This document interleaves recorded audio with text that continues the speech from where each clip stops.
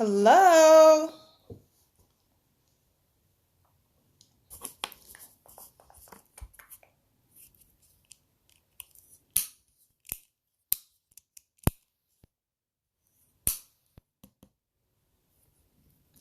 Not sure if anyone is. Well, I see that one person just joined. Hello, hello.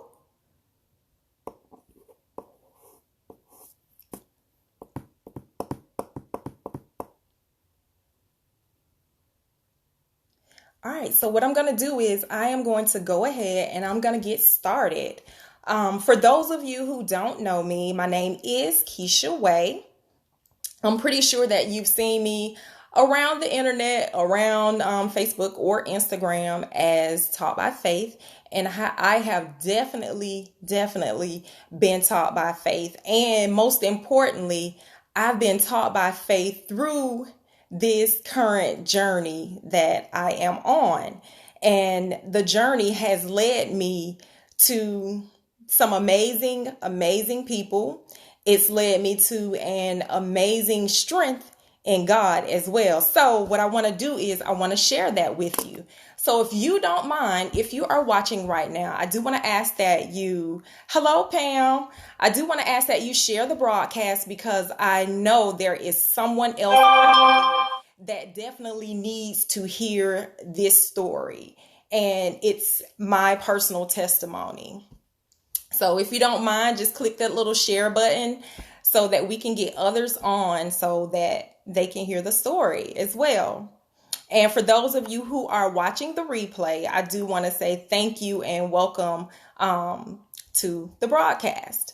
Again, my name is Keisha Way, and about a year and a half ago, I was affected by something that would have made most people lose their mind. And I am so fortunate that I did not. I was having a normal life, just like all of you. And there were things that started to occur with my body. And once those things started to happen, we get so busy sometimes and we pay attention to it, but then again, we don't pay attention to it. So I was one of the ones that paid attention, but yet I wasn't paying attention. So back in 2017, I'll say I started to notice that my body was changing. And when I say changing, we're going to talk about using the bathroom. Okay. I was having issues, having bowel movements, and I was not a regular person, so I didn't go every single day. But when I started not to go, I started to notice a change with my body. I was bloated. I couldn't use the bathroom like I needed to use the bathroom. And it was just not good at all, just not good. So my husband was like, look, you have got to go to the doctor. You've got to figure out what it is that's going on with your body. And I'm like, okay, I'll go. So I went to the doctor. This was probably in July. And she told me that I was severely impacted. I'm like, okay, severely impacted. What can we do about that? Well, she gave me medication that was supposed to help me use the bathroom. And it did work. But guess what? About a week later, I was back in the doctor's office because I thought I had a virus. I was in excruciating pain to the point that I was laying on my bathroom floor. Could not figure out what it was that was going on with me. At that particular time, I was having diarrhea along with I was vomiting. So I thought I had a virus. So I go back to the doctor and she told me yet again, we're going to do x-rays, and they discover that I am severely compacted. Okay. Well, we've got to be able to do something about this, right? She said, okay, we're going to try one more thing. So she gives me another medication that is now a prescription medication. And if you know me, I don't like to swallow a pill. I don't like to take medication, but in order to be healthy, I'll do whatever it is that I have to do. So on that second trip of going to the doctor, It didn't work. It did not work. So I was convinced yet again by my husband, you have to go back. And when you go back, we've got to figure out what it is. So when I finally get to that third visit, that's when she tells me, I can't figure it out. You're going to have to go and have a colonoscopy. I'm like, okay, I'm 40 years old. What do you mean have a colonoscopy? She's like, you have to have a colonoscopy. We're going to have to see what it is that's going on within your stomach area. And keeping in mind, I could hear my stomach making noises. Like, it wasn't regular growling noises as if you were hungry. There were noises like gurgling noises, as if someone was inside of me. It literally felt like something was trying to tear out of me. And at that time, I was working with patients because I'm an optician by trade. And I'm trying not to have my stomach make those noises when I'm helping them. But I make the appointment to do the colonoscopy. And by the time I got the appointment, it was probably about 3 weeks after that doctor's appointment. Well, I lost probably about 10 pounds in between that time. So if you know me, I went from weighing about 138 pounds, which was like my ideal weight. I loved it, to weighing 128 pounds in about 3 weeks. So that was a huge concern. So I go in and I see the doctor for the colonoscopy, and he explains to me what he's going to do, and he's asking me different questions. And before I can get those questions answered, my husband is throwing me under the bus and riding right over me because he's answering the questions and he's telling the doctor, what his concerns were as well. So I'm like, okay, we're going to get this done. So I think it was coming up to homecoming time back home. So around October is when we went in to have that initial visit with him. So during homecoming, I did have a couple people question me like, oh my God, Keisha, why are you so small? And I'm thinking in my mind, okay, I want to know why I'm so small as well. But nevertheless, we can't discuss it because I don't know. I can't tell you right now. So let's say October is when this visit went on. November 3rd. I can clearly remember the day before at work trying to get things situated. So when I'm not there on Friday, the office would run as usual. The kids had a doctor's appointment on that following day as well. I was trying to help my dad transition because he had just stopped working. So trying to make sure he had his insurance and whatnot. So, back and forth on the phone trying to handle things. And November 3rd, Friday, 7:00, I am in the office having a colonoscopy done. And I am a nervous wreck. I don't think I was afraid of what they were going to tell me. I was afraid of the procedure. So when I go in and the nurse is asking questions, she's like, what is your name? What is your date of birth? I couldn't give her any of those answers because I was literally shaking. And I told her, I was like, okay, can you just wait 1 second? Wait 1 second. Let me get myself together. And then we'll start over and I'll be able to answer those questions for you. So lo and behold, I get myself together. We get the IV going and I go behind the curtain. I go behind the curtain and I have the best looking guy that's going to put me to sleep ever. So that eases my mind. But after I spoke with him, I spoke with the doctor that would perform the colonoscopy. And I actually asked him for a CA-125 test. I didn't know what that test was, but I had a friend that reached out to me and she said that it was dropped down in her spirit that I needed to request that particular test. She didn't know what the test was for. She went to Google it, but her phone went dead. So therefore, that lets me know she wasn't supposed to tell me what that test was for. So when she told me that, I didn't even Google it. I was like, okay, I'll just ask him for the test. So when I asked him for that test, he looks at me like I'm crazy. He's like, no, ma'am, I'm not doing that. If you want that type of test done, you're going to have to go to your GYN and they'll take care of it for you. I'm like, okay. So we go to the back. Before we get started, I asked the entire team if we could pray. And they agreed They sat and they prayed with me before we proceeded with that colonoscopy. So I think the procedure is only about 15 to 20 minutes long, but that's the best sleep ever. If you've ever been under, that was like one of the best sleeps ever. Plus, I didn't sleep that night before because, of course, I had to prep. And your prep time typically is, oh my God, what did I drink? 2 or 3 bottles of some type of citrate that you get over the counter, some other stuff, but it literally cleansed everything I may have ever had in my body out. It cleansed and took care of all of that. So once we come from having that colonoscopy done and I'm behind that curtain, again, behind the curtain, you have a patient on each side of you and the nurse's station was directly across from me. So I was pretty much in recovery at that time and he brought my husband in. And when he came in, he had a look on his face. He had a look on his face that was like, oh my God, how am I going to tell this girl that she has a cancerous tumor? He just didn't know how to tell me. So when he told me, my husband instantly got upset, but I'm like, you calm down. Let's listen to what he has to say.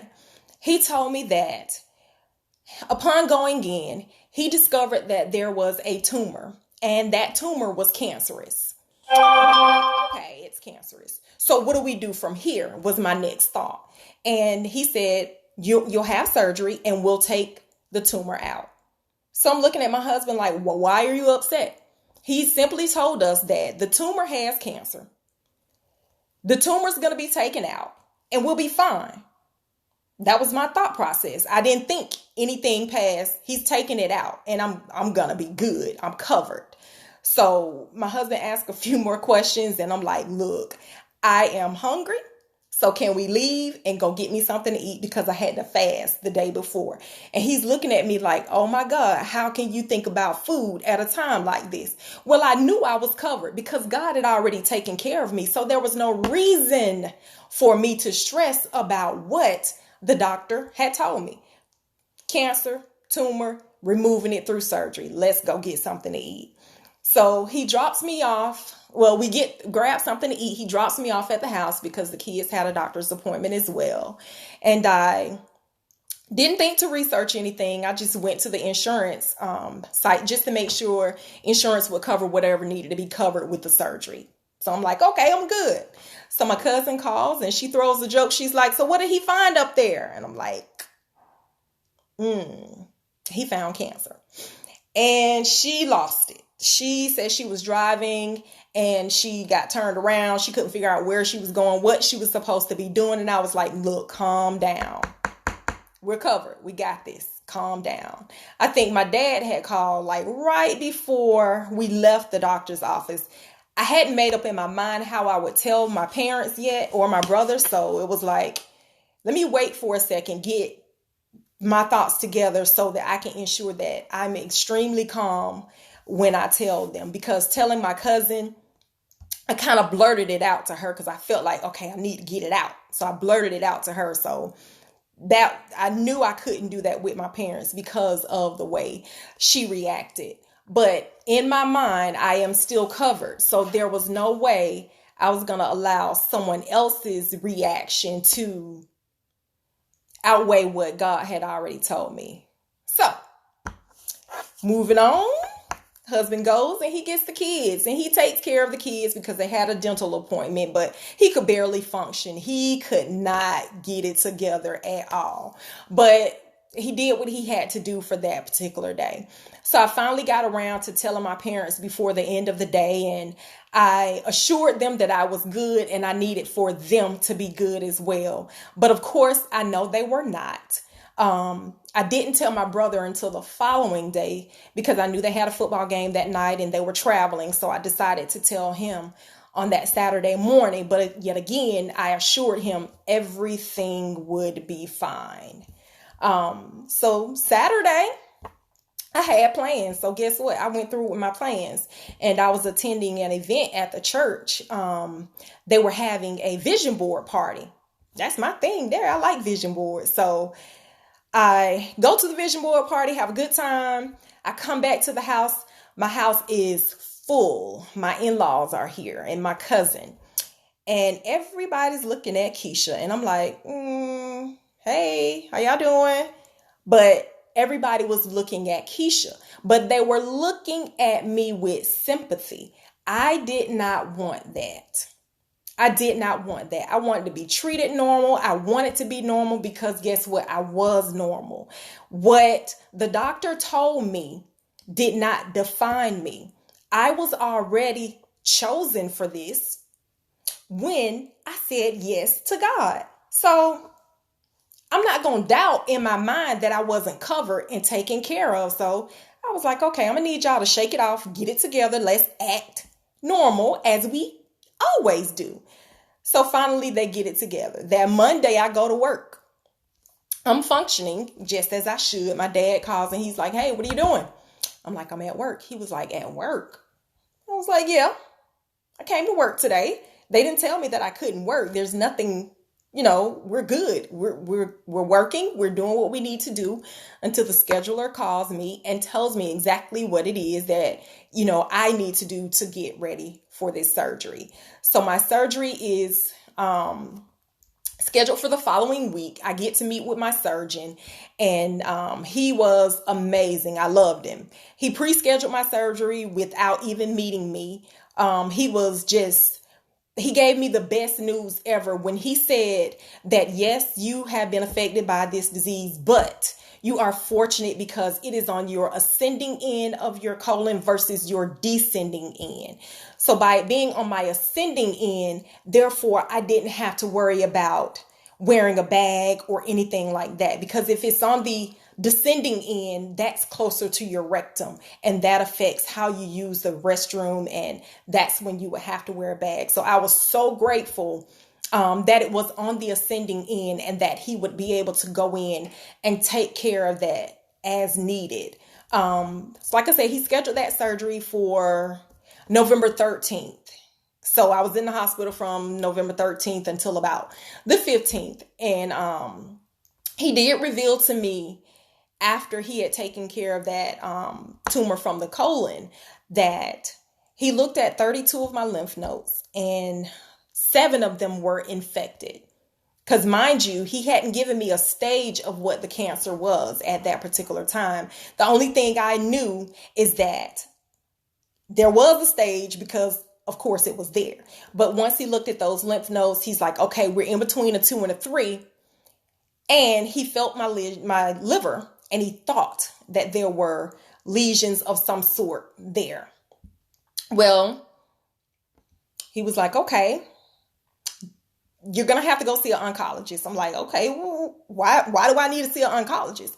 Anytime you have cancer and it spreads, there's a possibility that you will have some type of treatment, which can consist of chemotherapy or radiation. So I now have an oncologist on my team. So I go in and I see her and I'm like, okay, she's telling me all these things. She's looking at my previous scans and she's like, well, you definitely have something in your lymph nodes. We're going to take care of that. And I think from looking at the scans, you have something on your spine and you have something in your liver. Now, the previous doctor had already said something about the liver. So I'm like, okay. But when she said something about that spine, in that moment, I almost lost it. Like, I literally almost lost it right there in her office. But my mom assured me we're covered. Remember, that's what you told me. And I'm like, okay, you're right. You're right. So I'm claustrophobic too. Let me remind you of that. So to have to go in and do MRIs and CT scans, oh my God. So I go in and she tells me this news and, my mom had to remind me that we're covered. Don't worry about that piece of it. So I'm like, okay, so we're good. So she tells me, my oncologist tells me that I'll have to do 12 rounds of chemotherapy. I'm like, okay. My husband was like, that's too many. But in my mind, I'm thinking, okay, Jesus had 12 disciples. If Jesus had 12 disciples, surely I can do 12 rounds of chemotherapy. So when we walked in to tour the facility, I saw the chairs, but most importantly, I saw the people versus my husband saw the chairs. So that freaked him out because to him, there was no privacy. Everyone saw what was going on. But for me, I saw the people because I saw people that were in need. I saw people that had a story. I saw people that I could share with. I saw people that could share with me. So therefore, why wouldn't I want to sit amongst these people? Why would I want a curtain pulled, or why would I want a private room when I can glean off of these people and these people can glean off of me? So once I convinced him that I would be okay sitting amongst the people, he was like, okay. So, we did that tour, I guess, towards the end of November. So I've had surgery now. We've got the stage, which is now stage 4, because it is definitely in the liver and in the lymph nodes, possibly on the spine. So now we're at the end of November, and I'm told that I have to go in and I have to have a port installed. And I don't know if you all know, but for those that have experienced someone with cancer, there's a device that goes in your chest area, or it can go behind your arm. And they put mine on the right side of my chest, which I still currently have. We go in, we get the port installed. I want to say I was a little antsy on that day. And the reason I was antsy is because I felt like they were taking such a long time to get me into surgery. I had already changed. I was ready. I was just pretty much sitting there and I was just antsy. But lo and behold, I had a nurse come.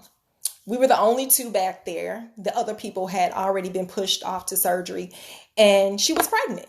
And I was like, wow, so what are you having? She said, oh, I'm having a boy.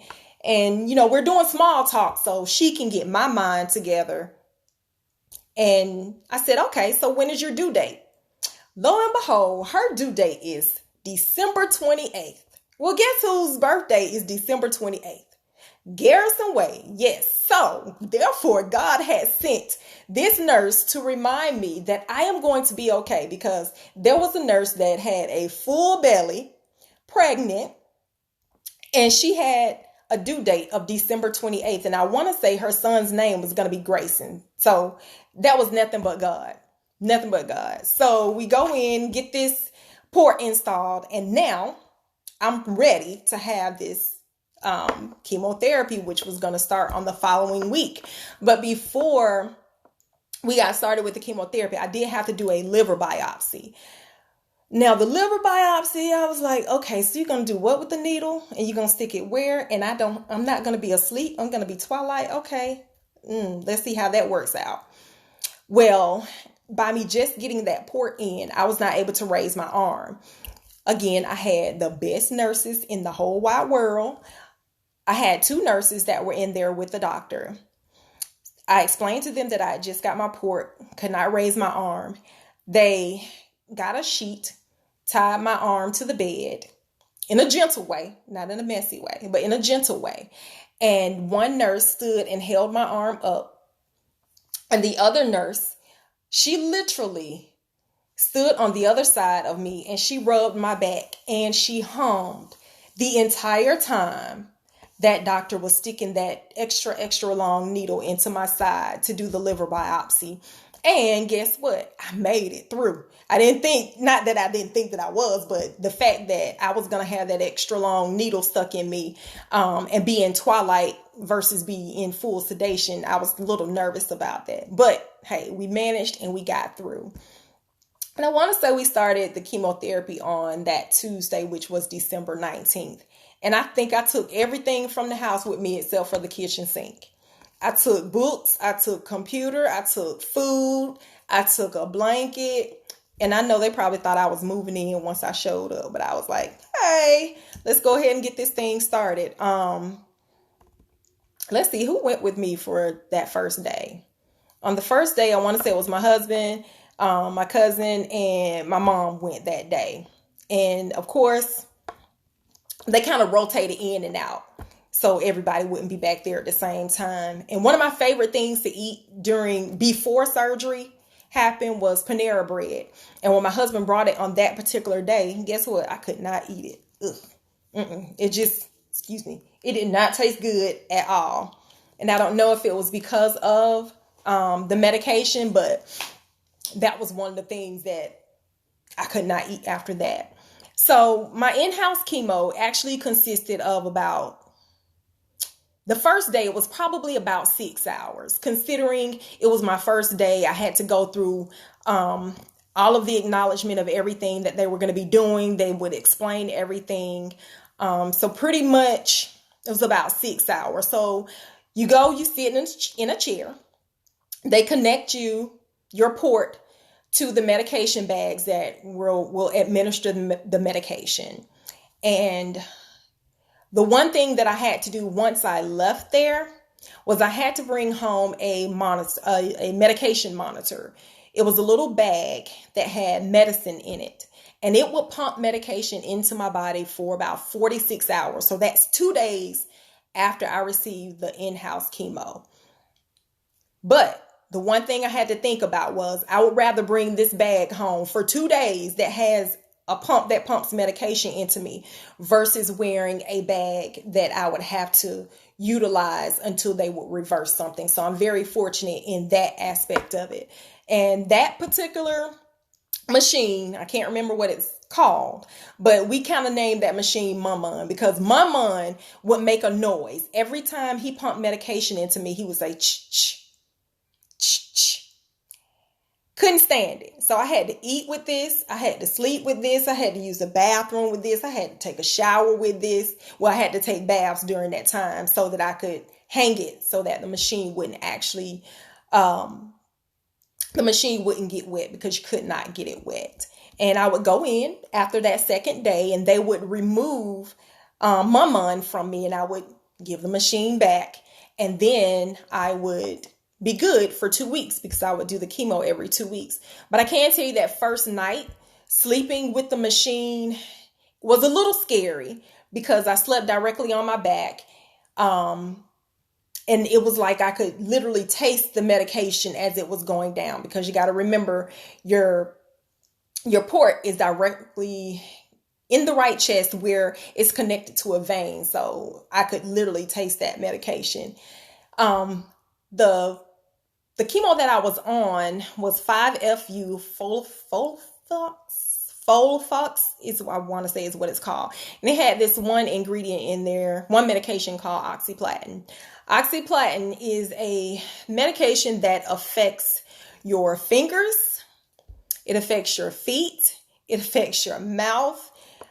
My fingers would tingle. I could not eat or drink anything cold, couldn't touch anything cold. It would affect the way if you ate anything cold or drank anything cold, it would actually have your throat not burning, but like crackling.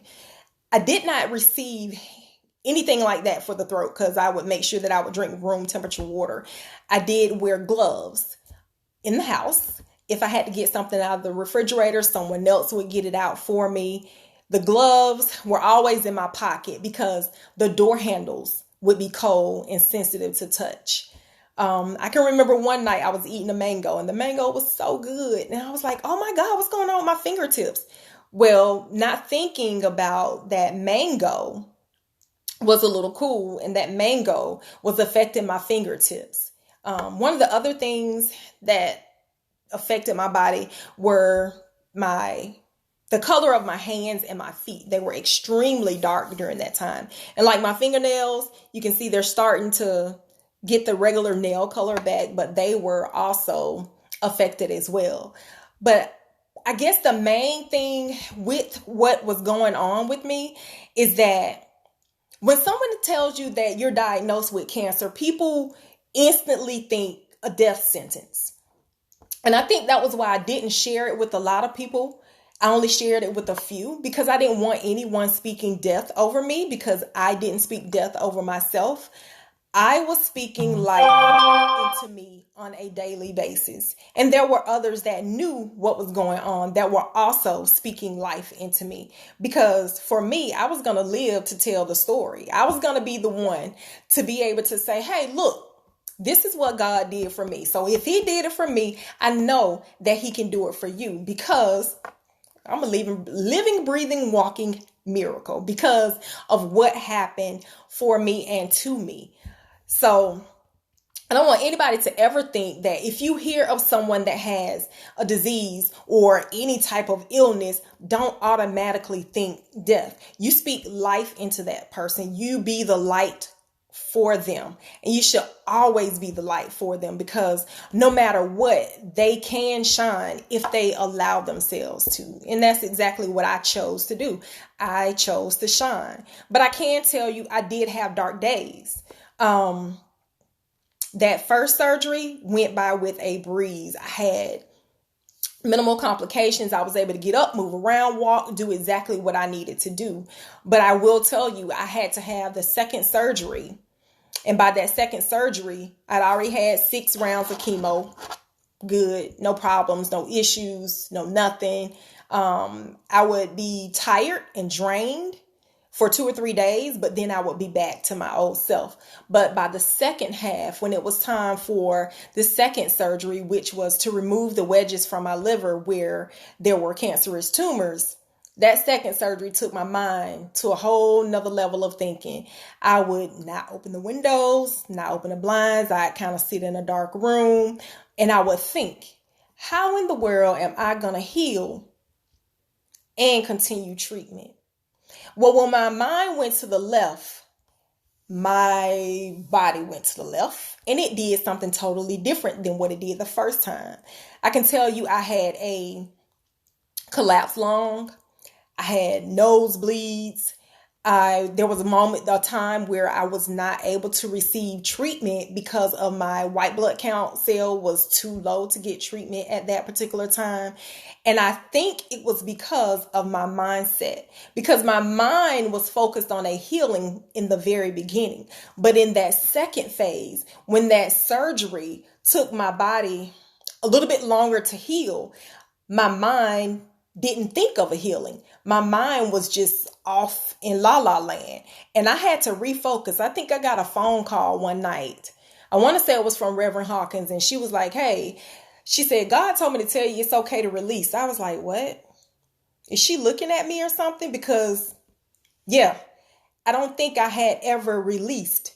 And on that particular day, when she told me that, I went to the basement and I screamed to the top of my lungs. I screamed and I screamed and I screamed and I screamed. And guess what? I felt so much better. I could literally feel something being lifted off of me because I let it go. I let it go. And that's what I want to encourage anyone else that's on here today, that if there's something that you're holding on to, whether it be a health reason or something related to finances or relationships, let it go. Everything is not worth carrying on your shoulders. Sometimes you have to let things go and you have to let God handle it. You cannot do everything. And whatever it is that you cannot do, He'll do it for you. It's just that plain and simple. He will do it for you because He did it for me. So why wouldn't He do it for you? God takes care of His children. He covers His children.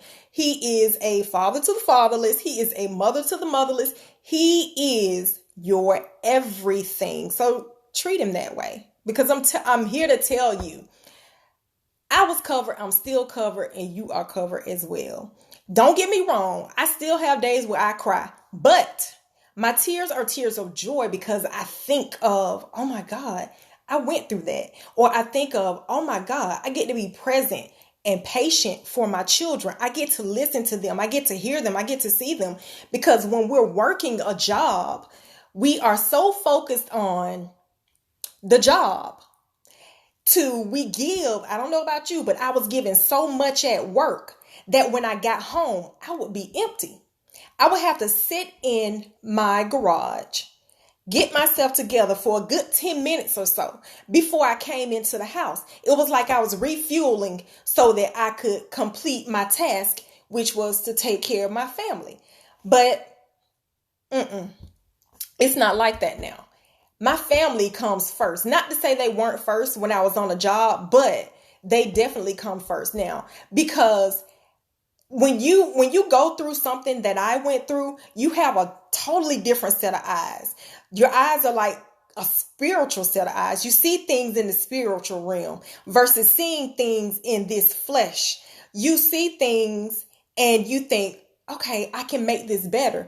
All because of my thought process. All because of what I think. All because of what I believe. All because of what I know. I mean, I'm telling you what I know and what I believe and what I experience. So, oh my God, if you own, you can experience it too. Like I said, you don't have to be in an illness to experience God. You can experience Him today without being sick, without being in a financial distress. You can experience Him. All you have to do is open your mouth and say, I will. It's just that simple. Just say, I will.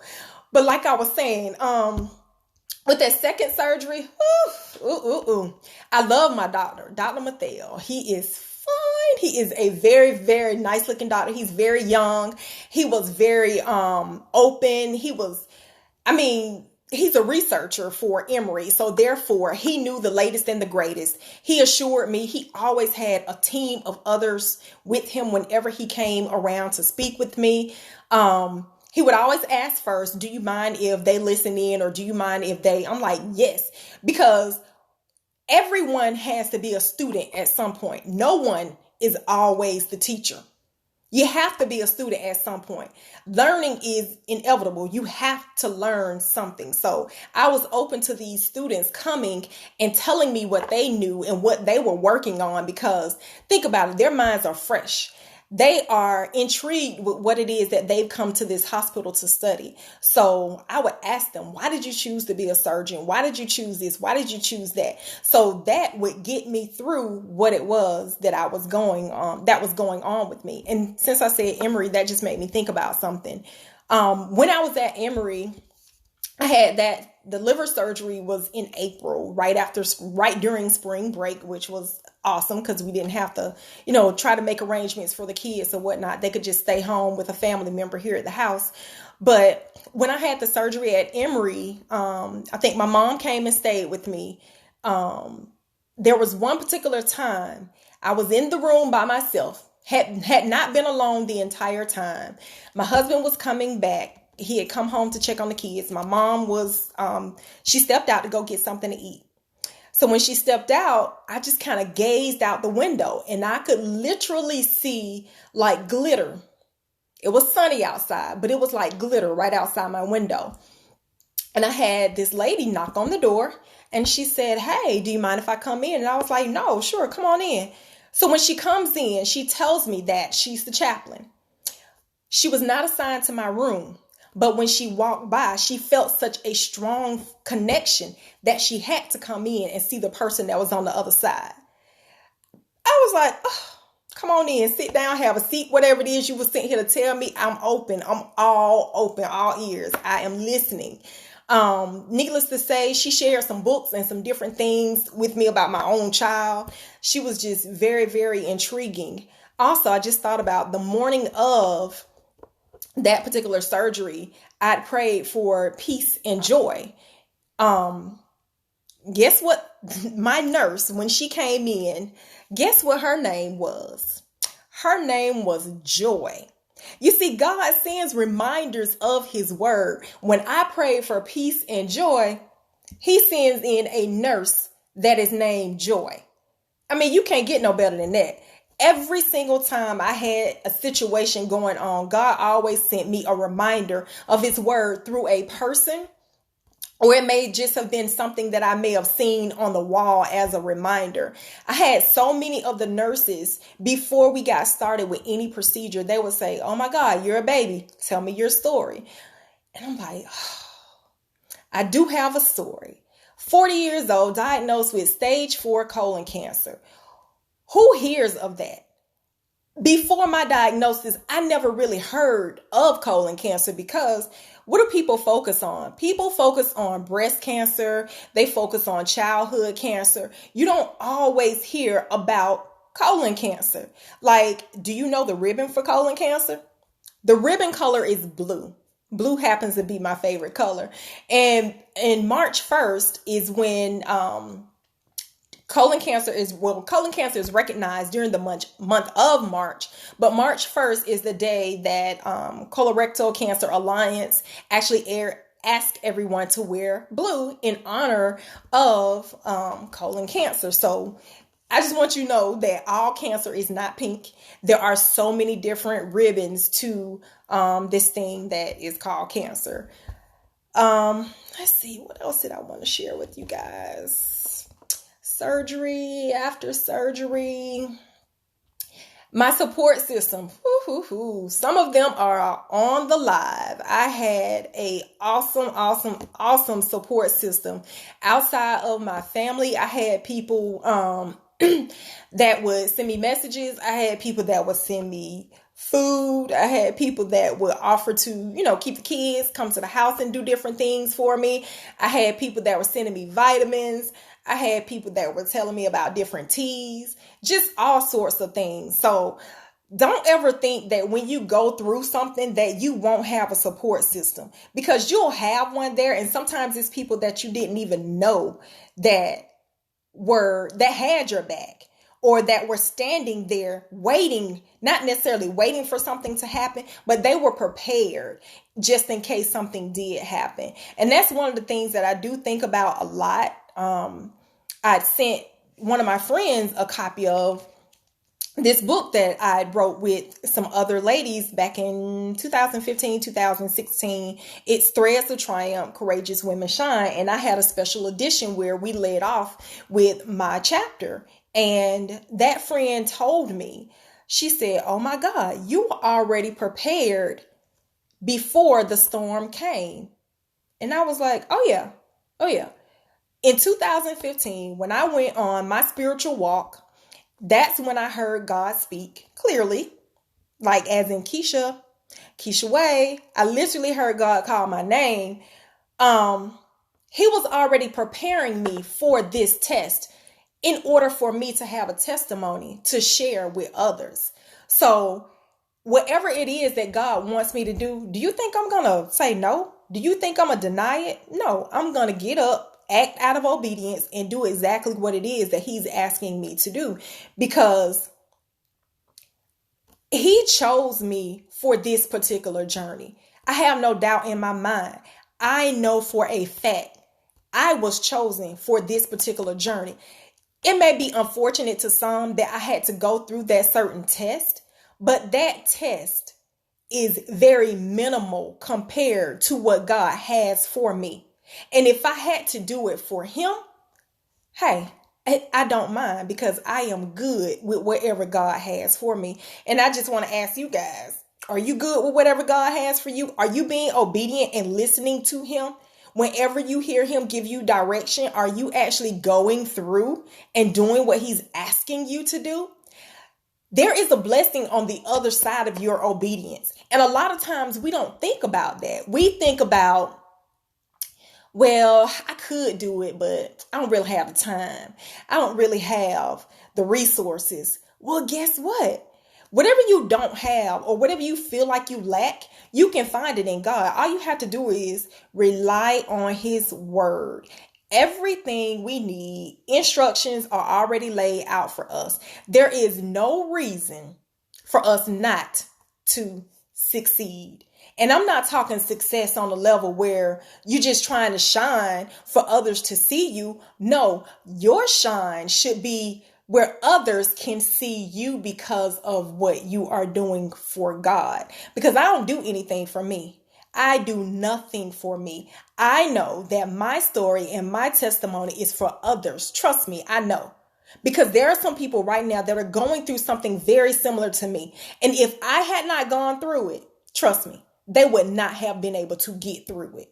I speak with people on a regular basis where they're like, I don't know. Or if you can do it, okay, I know I can do it. Not that I made it look simple or easy, but I knew my foundation. My foundation was nothing but God. That is it. It was nothing but God. I had no other thing that I could rely on, Because of God, he brought the people that would assist me. Because of God, he brought the endeavors that will come my way. Because of God, I can do what it is that I like to do. And a lot of people may be like, really? Okay, simple stuff. I always desired to volunteer. I never had the time to volunteer, or I thought I never had the time to volunteer. Well, guess what? Now I have the time to volunteer. I volunteer on a regular basis. I always wanted to do yoga. I never had the time to do yoga. Well, guess what? I get to do yoga on a regular basis. And people may not think of yoga as something that you need in your life. Let me tell you, you need it in your life. Yoga allows you to stretch. Yoga allows you to meditate, and it teaches you how to breathe. Yoga helps your internal organs. Yoga, believe it or not, even helps me use the restroom. Like after yoga, I use the restroom like I should. Not that I don't anymore, because I use it like I should anyway now. But I'm telling you, certain things come your way for a particular reason. There's an opportunity that's been presented to me that I wrote down a couple of months ago that I wanted to do. That opportunity didn't come because that person wanted to reach out to me. No, that opportunity came because God put me in the right position at the right time, at the right place to meet with the right person in order to do the next endeavor that I'll be able to do. And it's not for me. It's for someone else, which is my ultimate goal, is to serve others. I'm not put here, neither are you. I'm not put here to be selfish. I am put here to serve others. We are all connected. Whether we want to be connected or not, we're all connected in some sort of way. Just like the people that are listening today, you're going to get something from this story. And I'm sure I've already gotten something from your story. But the most important thing is the glory that comes out of this. And that glory doesn't come from me, or we don't owe the glory to me, or we don't owe the glory to you. We owe the glory to God, because he is the ultimate provider. He's already taken care of us. And that's just the main objective. Don't ever take your life for granted. You are here because of a kingdom connection, and you have it, whether you acknowledge it or not. A lot of times we hide and we run from our gifts and our talents. They are there, and they are there for a particular reason, and that is to serve others. So you just got to get off your butt and do exactly what it is that God is asking you to do. He's been telling me to do live broadcasts for, how long? I might get on there and cheat and do one or two, and they may be very minimal, but I just have to learn to be obedient and follow his instructions and do as he is asking me to do. I've already been through the ultimate test, right? So why not give the ultimate testimony? Sharing how God saved me from stage 4B colon cancer. That lets you know Miss Tanya Hudson said she had it as well. If he did it for us, he could definitely do whatever it is for you as well. So I'm trying to think, was there anything else that I needed to share about this journey? Does anyone have any questions they may want to ask? Let's see. The relationships, that's what I'm thinking. God has rebuilt and restored relationships because of this journey. That right there is like good within itself. Because a lot of times you are estranged from people, or you just don't have a relationship for whatever reason. But let's say, think about it. When someone has a funeral, what happens? People bump heads. When someone has a baby, what happens?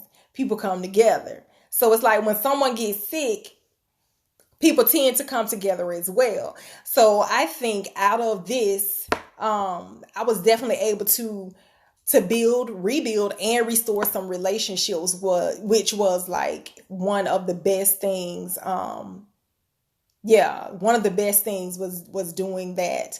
And I guess I could having conversations with your children when things like this occur. It depends on the child because each child is different.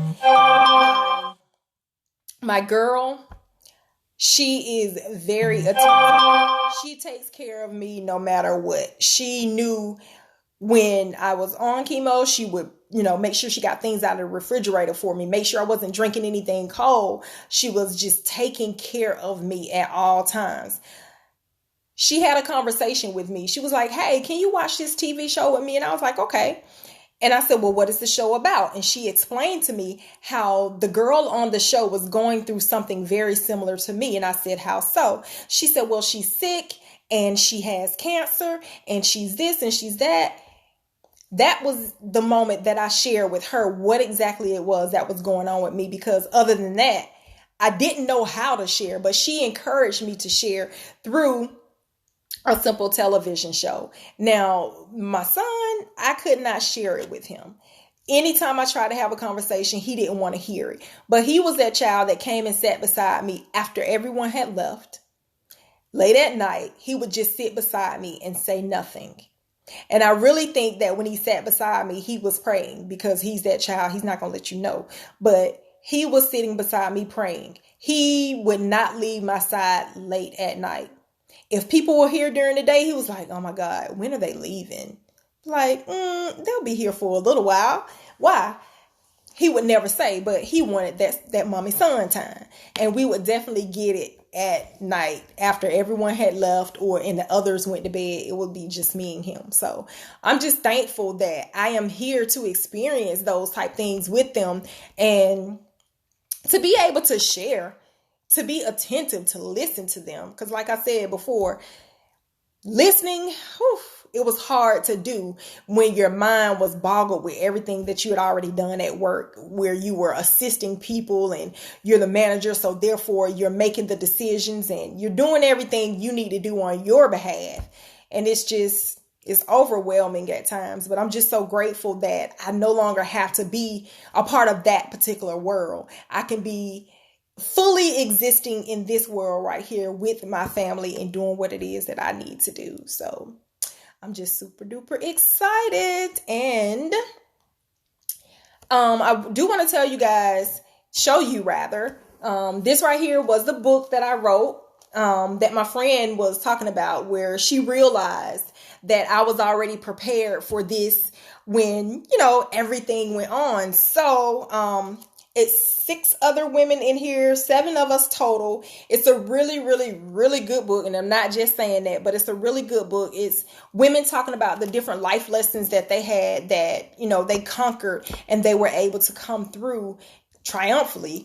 And it's amazing. There is something else that I'm going to be doing as well here in the near future.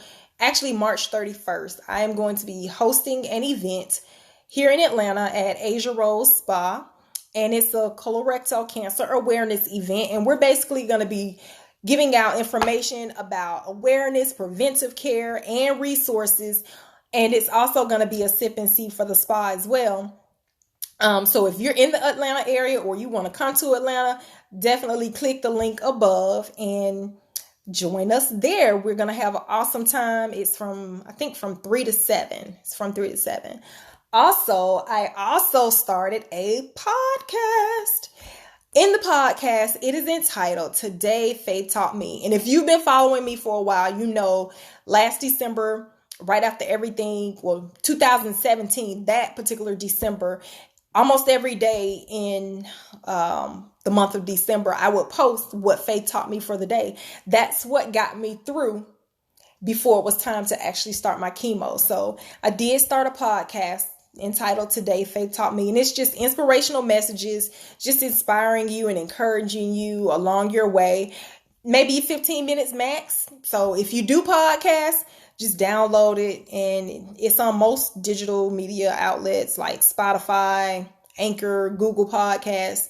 But I think it's pretty awesome because those messages, they will definitely get you going. One other thing, I think there was something else. That may have been it. But needless to say, if you guys have any questions, I can take some questions really quick. Let's see if there's anything in the comments.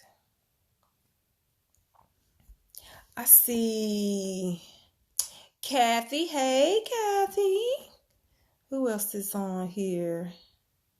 Alicia, Tanya. I think Tracy may be gone.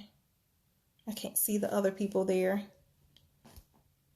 Mika.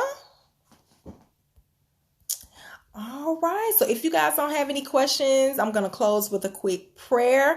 And I hope that you share this broadcast because there may be someone on the other end that needs to hear it. They may be going through it right now, or they may have gone through it in the past. So just definitely make sure that you share the broadcast. And like I said, we'll close out with a quick prayer. So if you will bow your heads and close your eyes. Oh, most gracious and heavenly Father, we thank you on this day, God. We thank you for after the diagnosis. We thank you for the testimony, and we thank you for the people that have been on to listen at this particular time, God. We thank you for the appointed time for all that you have set forth to go on in this world. We just ask for your continued blessings. In Jesus' name we pray. Amen. All right, guys. So if you guys don't have anything else, don't forget, click the link above and you'll see the things that we have going on, which is the podcast and the upcoming event. And ask that you guys wear blue and take a picture, selfie, and tag me in it on Facebook or Instagram. All right. Thank you for joining me.